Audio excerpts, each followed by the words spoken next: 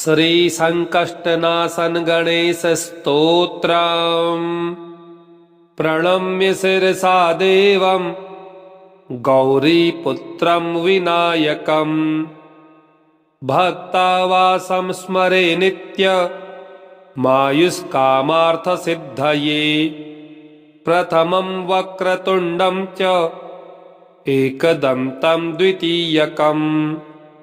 तृतीयं कृष्णपिङ्गाक्षं गजवक्त्रं चतुर्थकम्। लम्बोदरं पञ्चमं च षष्ठं विकटमेव च। सप्तमं विघ्नराजेन्द्रं धूम्रवर्णं तथाष्टमम्। नवमं भालचन्द्रं च दशमं तु विनायकम्। एकादशं गणपतिं द्वादशं तु गजाननम्।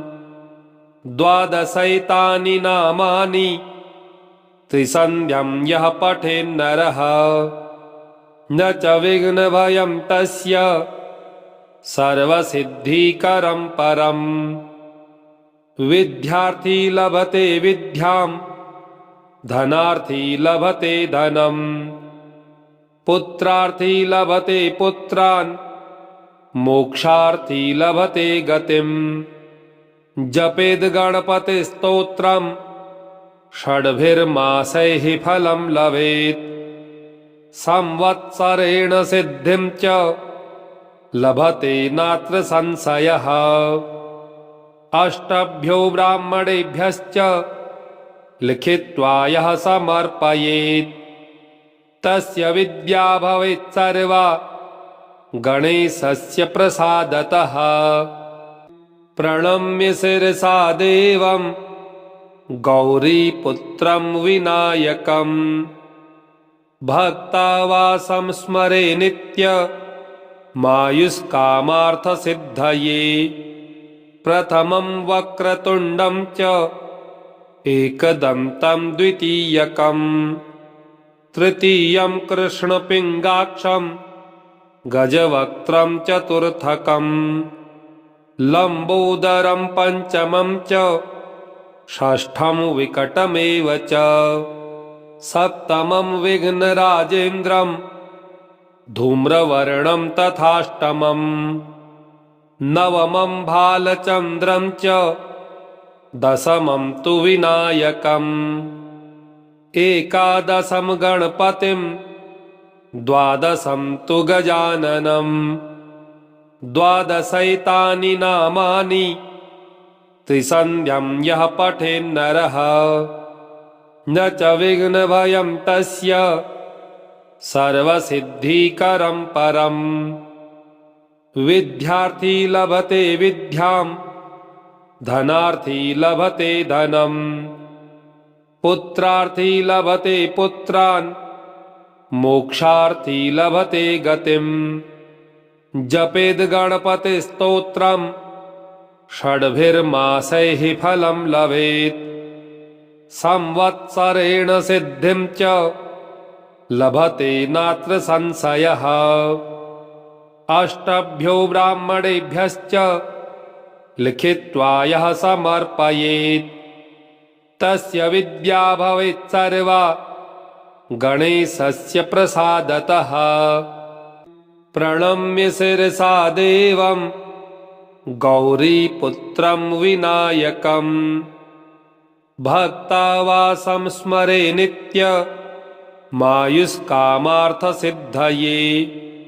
प्रथमं वक्रतुण्डं च एकदन्तं द्वितीयकम्।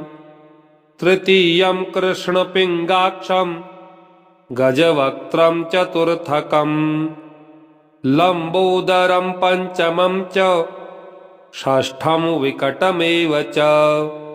सप्तमं विघ्नराजेन्द्रं धूम्रवर्णं तथाष्टमम्। नवमं भालचन्द्रं च दशमं तु विनायकम्। एकादशं गणपतिं द्वादशं तु गजाननम्। द्वादशैतानि नामानि त्रिसन्ध्यं यः पठेन्नरः न च विघ्नभयं तस्य सर्वसिद्धिकरं परम्। विद्यार्थी लभते विद्यां धनार्थी लभते धनम् पुत्रार्थी लभते पुत्रान् मोक्षार्थी लभते गतिम्। जपेद् गणपतिस्तोत्रम् षड्भिर्मासैः फलं लभेत् संवत्सरेण सिद्धिं च लभते नात्र संशयः।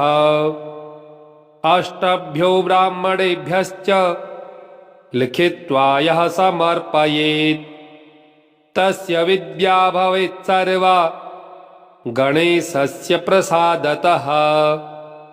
प्रणम्य शिरसा देवं गौरीपुत्रं विनायकम् भक्ता वासं स्मरे नित्य मायुष्कामार्थसिद्धये।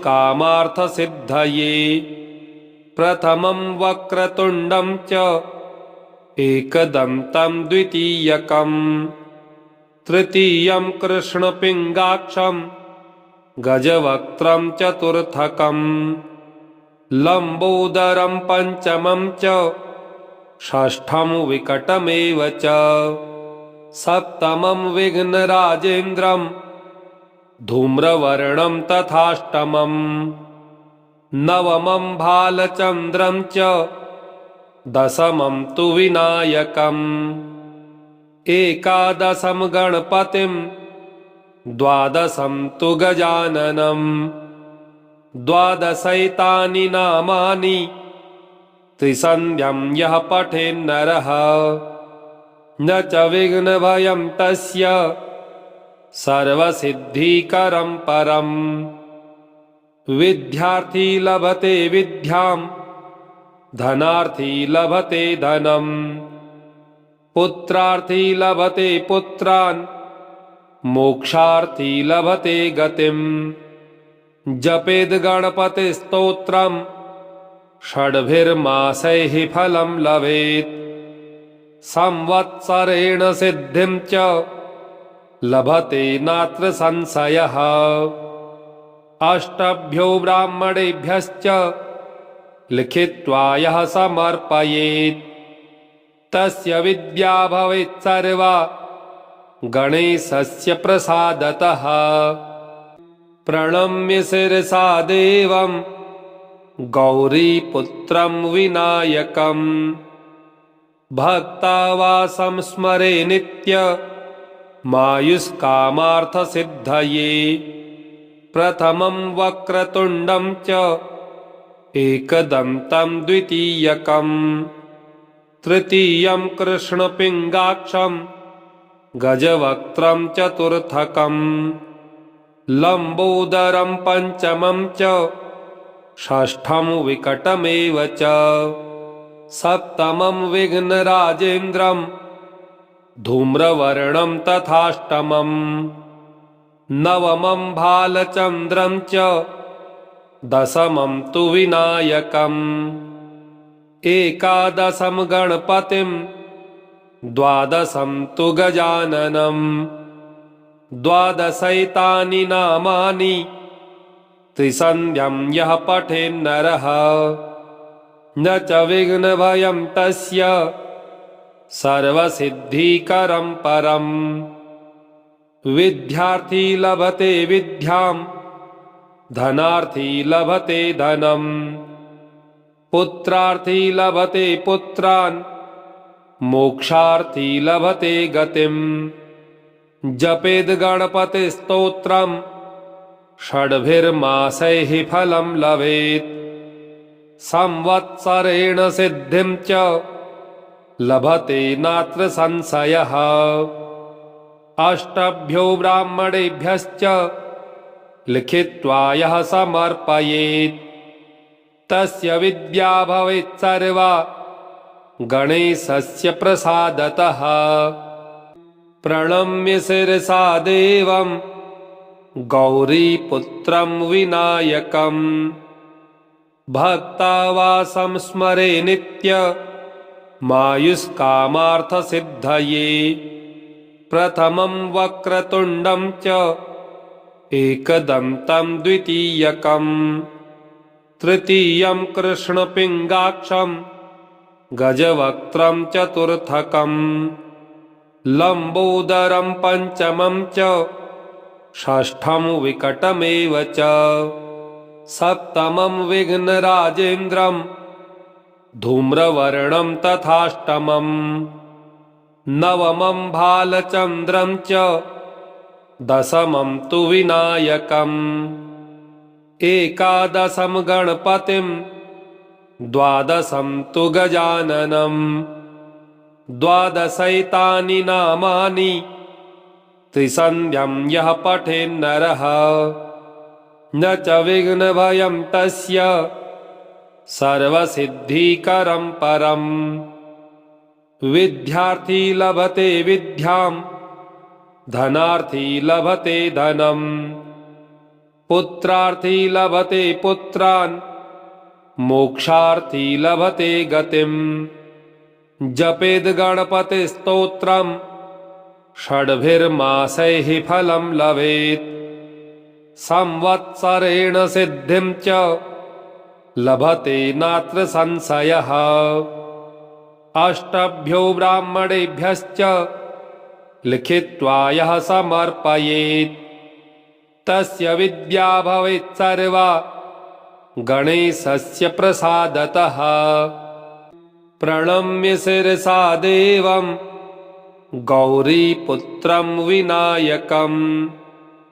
भक्तावासं स्मरे नित्य मायुष्कामार्थसिद्धये प्रथमं वक्रतुण्डं च एकदन्तं द्वितीयकं तृतीयं कृष्णपिङ्गाक्षं गजवक्त्रं चतुर्थकं लम्बोदरं पञ्चमं च षष्ठं विकटमेव च सप्तमं विघ्नराजेन्द्रं धूम्रवर्णं तथाष्टमं नवमं भालचन्द्रं च दशमं तु विनायकम् एकादशं गणपतिं द्वादशं तु गजाननं द्वादशैतानि नामानि त्रिसन्ध्यं यः पठेन्नरः न च विघ्नभयं तस्य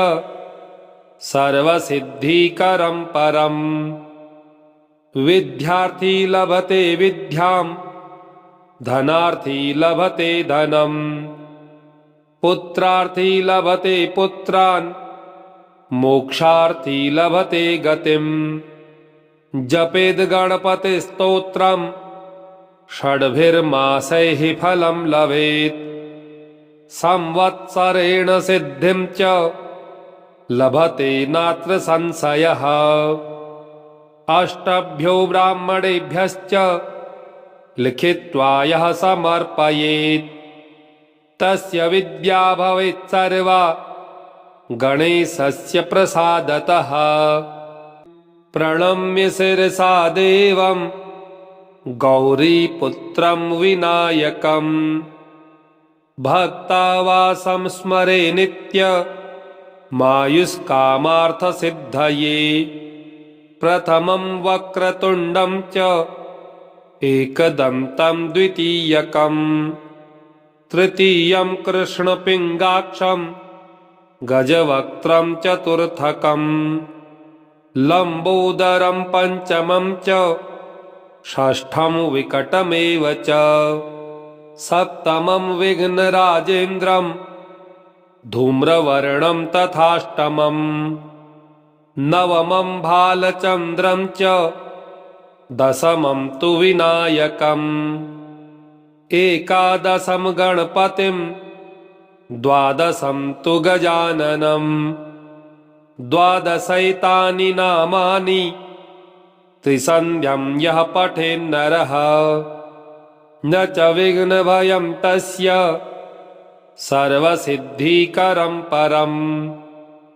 विद्यार्थी लभते विद्यां धनार्थी लभते धनम् पुत्रार्थी लभते पुत्रान् मोक्षार्थी लभते गतिम् जपेद् गणपतिस्तोत्रम् षड्भिर्मासैः फलं लभेत् संवत्सरेण सिद्धिं च लभते नात्र संशयः अष्टभ्यो ब्राह्मणेभ्यश्च लिखित्वा यः समर्पयेत् तस्य विद्या भवेत् सर्वा गणेशस्य प्रसादतः प्रणम्य शिरसा देवं गौरीपुत्रं विनायकम् भक्तावासं स्मरे नित्य मायुष्कामार्थसिद्धये प्रथमं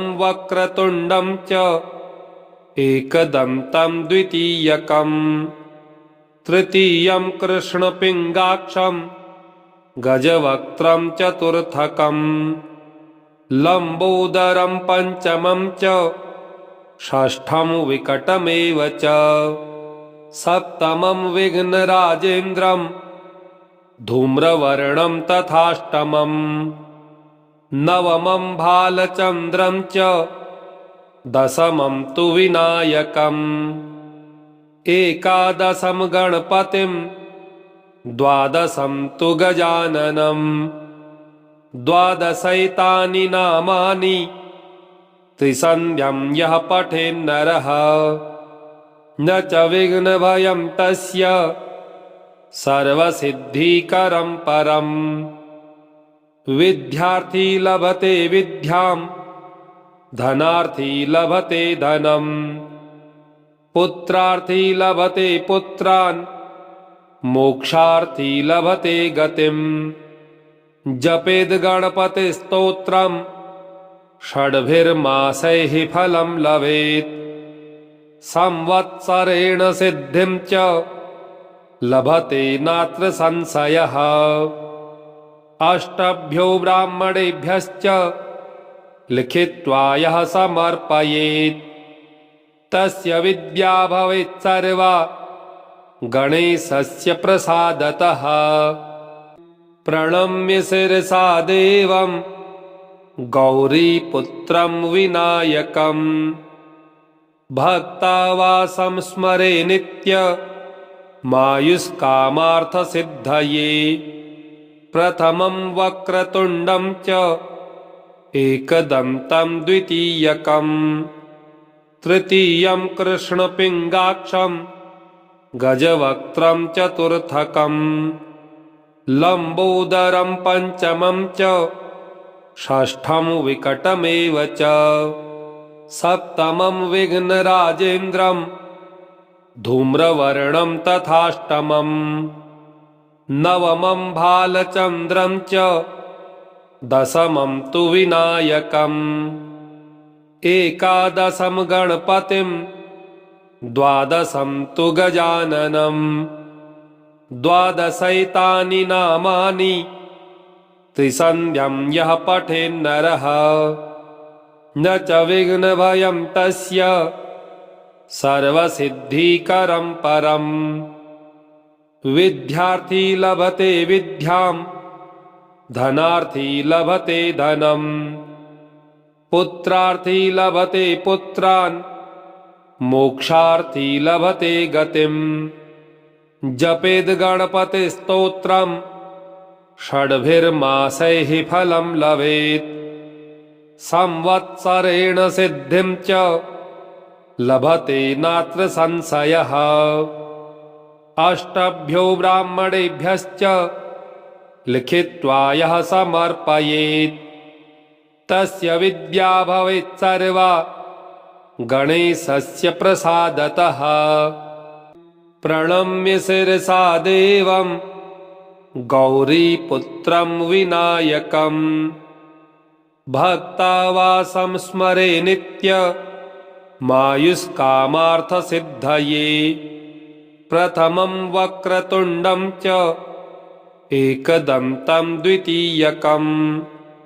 तृतीयं कृष्णपिङ्गाक्षं गजवक्त्रं चतुर्थकम् लम्बोदरं पञ्चमं च षष्ठं विकटमेव च सप्तमं विघ्नराजेन्द्रं धूम्रवर्णं तथाष्टमं नवमं भालचन्द्रं च दशमं तु विनायकम् एकादशं गणपतिं द्वादशं तु गजाननं द्वादशैतानि नामानि त्रिसन्ध्यं यः पठेन्नरः न च विघ्नभयं तस्य सर्वसिद्धिकरं परम् विद्यार्थी लभते विद्यां धनार्थी लभते धनम् पुत्रार्थी लभते पुत्रान्